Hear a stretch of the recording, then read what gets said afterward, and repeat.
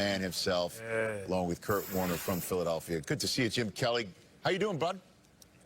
I'm doing pretty good. As a matter of fact, I am sitting in East Brady, Pennsylvania at my high school football coach's house in his man cave. But unfortunately, he's not doing very well. Me and my two younger brothers came down to visit him and spend some time with him. Then we're heading back up to Buffalo. But overall, I'm doing pretty well.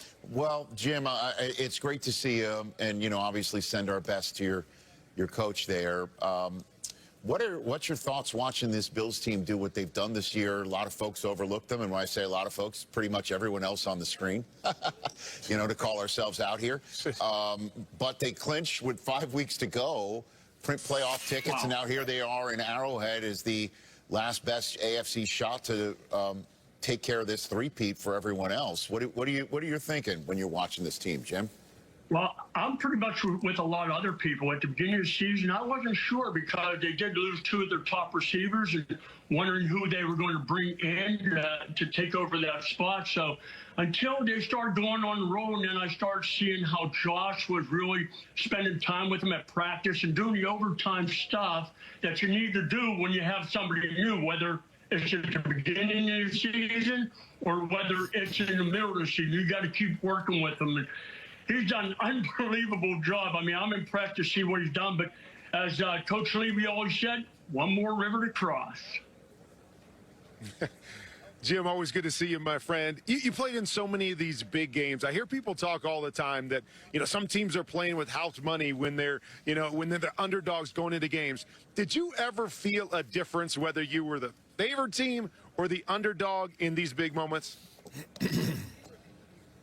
No, I really never, to be honest with you, I never really paid attention to all that because there was no fantasy football or there wasn't anything aside, even cell phones back in the day. But no, I really never thought about it that much. We knew going into games, it didn't matter if we were underdogs. We always thought we were going to win, even in the Super Bowls. But no, we loved it, and I was blessed because I had a lot of great people: Rami, Thurman, Bruce, as far as Hall of Famer James Lofton, Andre Reed. So I was very blessed to have people around me. So I was confident each and every week.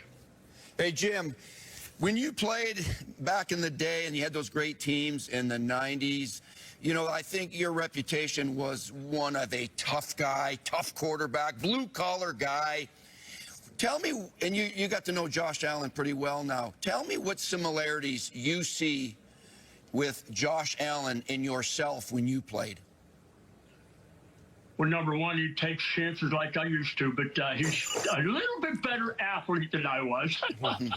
I can honestly say that. But no, you know what? The way he moves around the pocket, once his pocket breaks down, he has his receivers. They're on the same page. They know that if you want the football, you're going to get open. And he's not scared to run it, which I think he's matured a little bit, that he doesn't take as many chances as he used to. But that's just part of his football game. When you try to take that away from him, that's not him. He's an all-purpose, all-around quarterback. He will get you the big play, as we all have seen over the last couple of years. He'll get it whether it's with his legs or whether it's with his arms. So he's done a great job. I mean, Buffalo is proud not only to have him on the field, but away from the field, what he does in the community, and it's just unbelievable.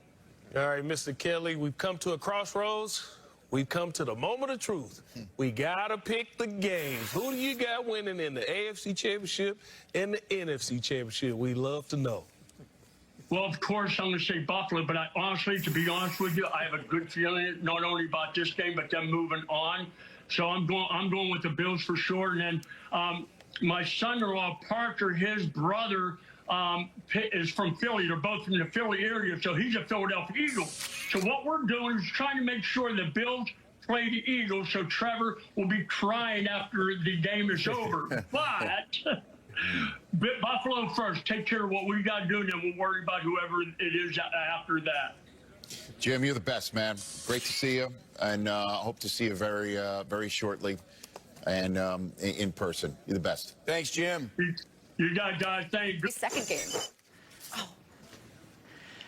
Sorry, we're going to punt on Stacey Dales. You stuck with me, Colleen. You know, for longtime Chiefs staples, this is just part of the regular season schedule getting to the AFC Championship game. But for new Chief and veteran receiver DeAndre Hopkins, this is a new experience. 12 seasons in the league, and this is the first time he's gotten past the divisional round. He said that the opportunity to potentially play in a Super Bowl is a childhood dream. Now, last week, Hopkins, Juju Smith-Schuster, and Hollywood Brown didn't have a single catch. Patrick Mahomes said part of that is the attention paid to them allowed Travis Kelce to be open in the middle. He's going to do a better job trying to get them downfield opportunities, but at the end of the day, could be another heavy dose of Kelce. That is because Mahomes says when the moment gets bigger, he plays better. Rich? Thanks very much, Sarah. So the Chiefs are the 9th team to attempt a three-peat, and they're the 4th team to make conference championship game.